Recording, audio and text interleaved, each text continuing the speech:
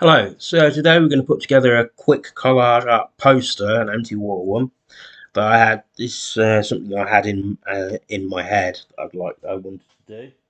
So we'll see how this goes. So I've got all the graphics I need all loaded up, but I'm going to make the base in the size of the poster myself, and there's two elements I'm going to do as filled image color. So ordinarily, I'd actually have the background being transparent, but I don't need that right now. That can be white. So the size I'm going to be doing it is I'm going to do it kind of like an A2. So that would be 30 centimeters wide and 42 centimeters tall.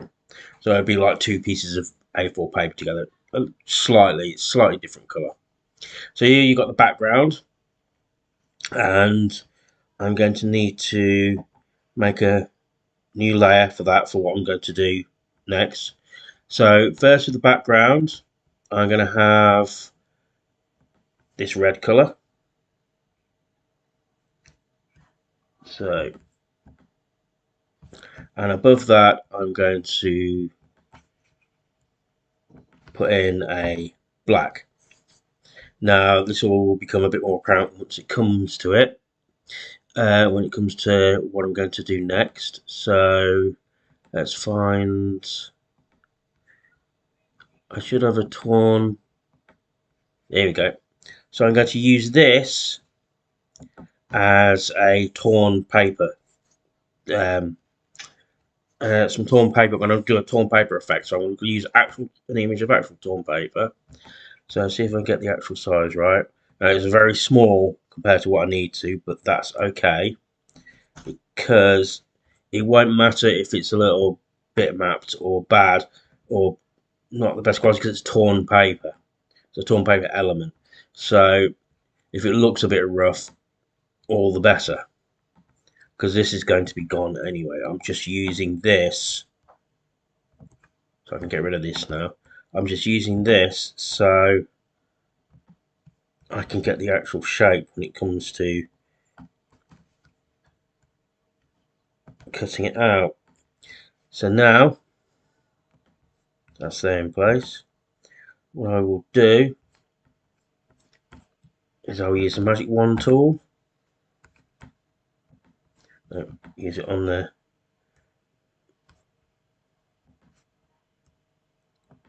that bit.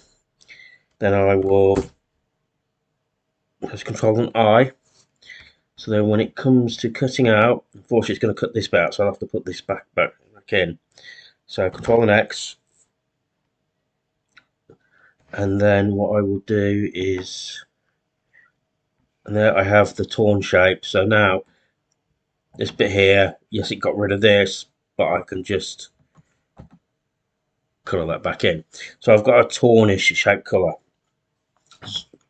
This is from the idea that I had in my head of somebody on their knees screaming into the with a black background and a black sky, a red background and a black sky, and of dropping bombs.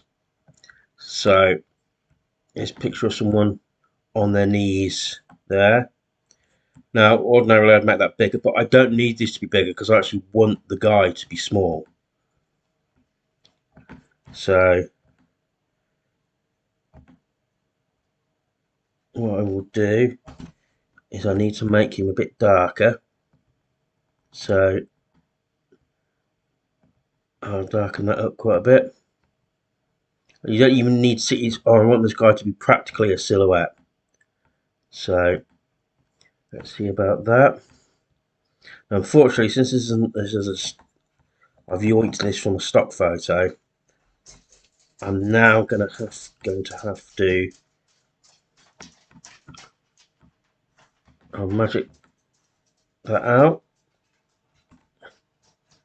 And I've got all this mess around him. So I will get rid of most of it, but I'll keep some of it and see if that actually adds to any kind of the effect.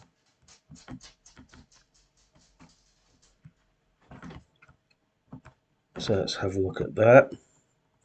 I wanted him to be down here See, sometimes these things, happy accidents can happen. Although actually, maybe to put him to the left, because I want him to be facing the direction of the bombs. Or middle left. That's it. So here we are right now. That's the first part of it done. And here are the bombs. As I said, this is going to be a quick one. And this is a similar situation where I've yoinked. You can actually pay for these from these services, but I'm going to be cheeky and not. So here's the bombs. And now I could, again, do this. So against a black background, so let's play with the curves. So I can see if I can, yeah, that works. And it kind of got rid of the watermark text, which helps.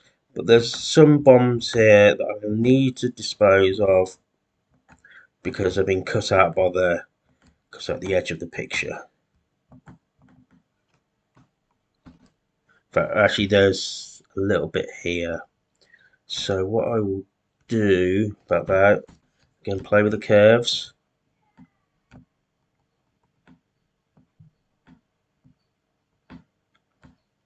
It's still kind of there. And I've got some lettering there. And this bomb needs to go. I'll get rid of these two bombs anyway, because this one needs to go, because again, it's a situation where it's at the edge. Let's take away this one.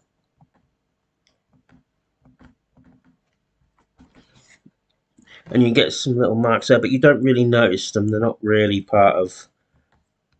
But however, what I can do is I can use the clone stamp tool, and I can then press Alt, and then what I could then do, get rid of some of it. And it's not seamless, but it gets rid of enough of it so you don't really notice it. And the same for, because these are sometimes things you have to worry about when you're doing an analog piece. Is you got, sometimes you will have something on the page that you just can't, you don't want, and it's very difficult to deal with. Now with analog, sometimes what I'll have to do is I've got, say if I'm taking something from an image and it's a great image, however, there's a lot, since these come from illustrations from books. Sorry, that was just something coming through the post coming through the door. Some illustrations from books. There will be some text there. So what I usually end up have to do with analog is, if I want to keep it 100% analog, what I will then do is I will, got to get rid of this, I went too far. So delete that clone stamp. There you go. What I will then do is I will, if I want to keep it completely analog, I will then I'll have to contrive something that I have to put in front of it, over it. So if it's like there's a picture of somebody there, I can have something standing in front of them or placed in front of them. And in fact, I want to get rid of this one because it's too much to play with. Because what I'm going to do, what I will do, well, sorry, I was saying what I was going to do. What I'll do is contrive something in front of them, if I can. In this case, I'm not going to do that so much, but I want more bombs than this. What I'm going to do, this is on layer 2, I believe, and just duplicate the layer. And then I can just, no, that wasn't layer 2, right. So, it's layer 4. So, duplicate the layer, layer 4 copy, and as you can see, I now have more bombs. And I can do that again, a copy of the copy.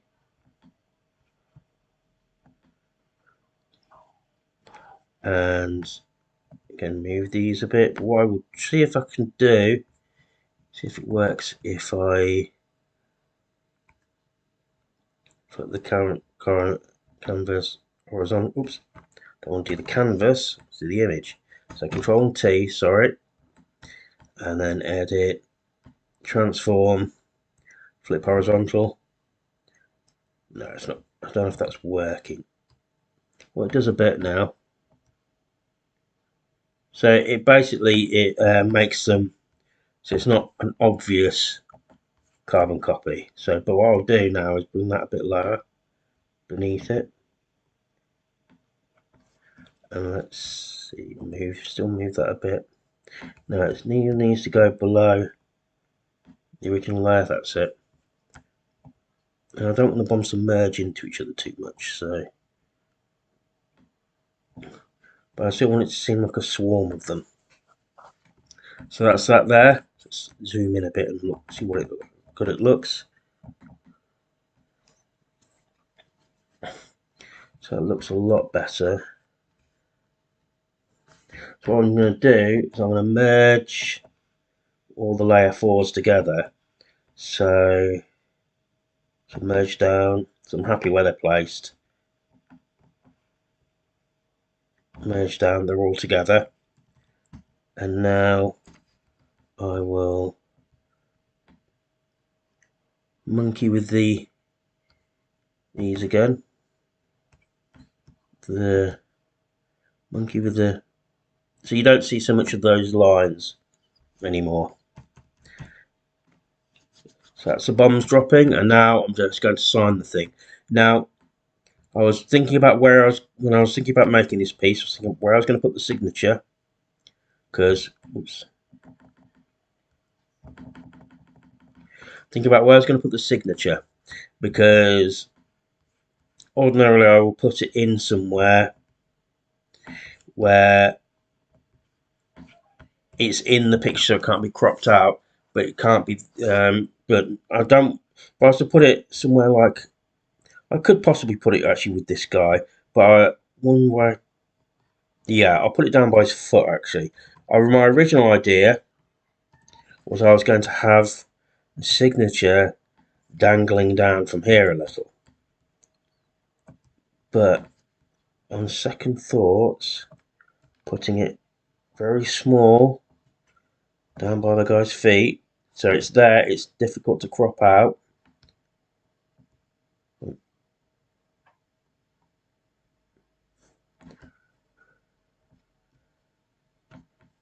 But it's not too obtrusive.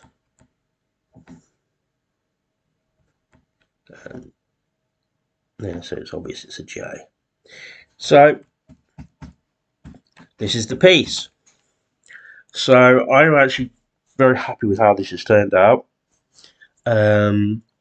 Yet to think of a title for it, that will come. But see what you think, whether you like it.